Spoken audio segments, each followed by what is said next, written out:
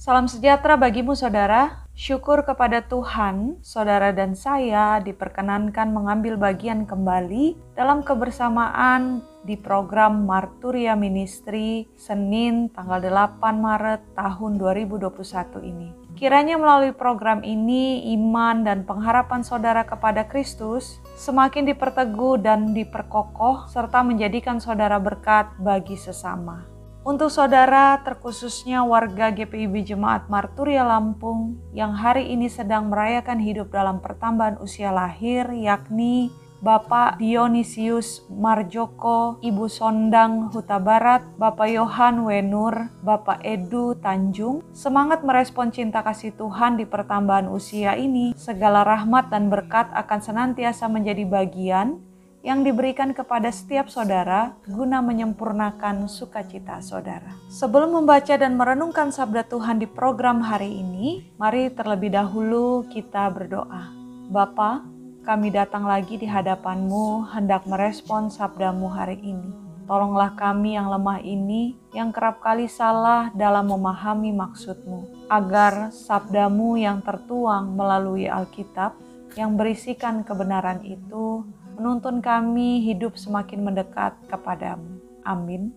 Kitab Esra pasal 2 ayat 1 hingga 2a menyatakan, inilah orang-orang provinsi Yehuda yang berangkat pulang dari pembuangan, yakni para tawanan yang dahulu diangkut ke Babel oleh Nebukadnezar, Raja Babel, dan yang kembali ke Yerusalem dan ke Yehuda masing-masing ke kotanya.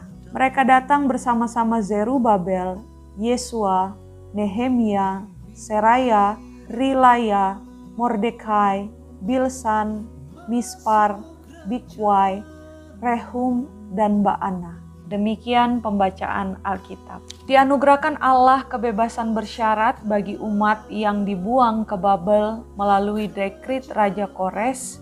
Maka di bagian yang menjadi renungan kita pagi ini memuat daftar nama-nama orang yang berkaitan dengan restorasi Bait Allah.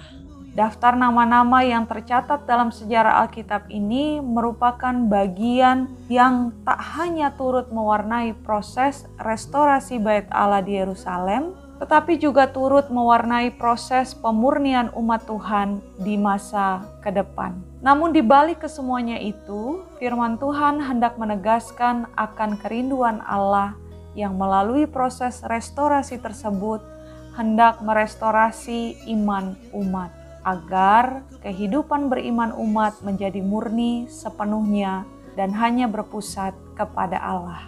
Pertanyaan yang patut untuk kita renungkan bersama, khususnya ketika saudara dan saya telah memasuki minggu keempat Prapaskah, yakni Minggu Okuli, minggu di mana seluruh umat diajak untuk mengarahkan pandangan kepada Tuhan.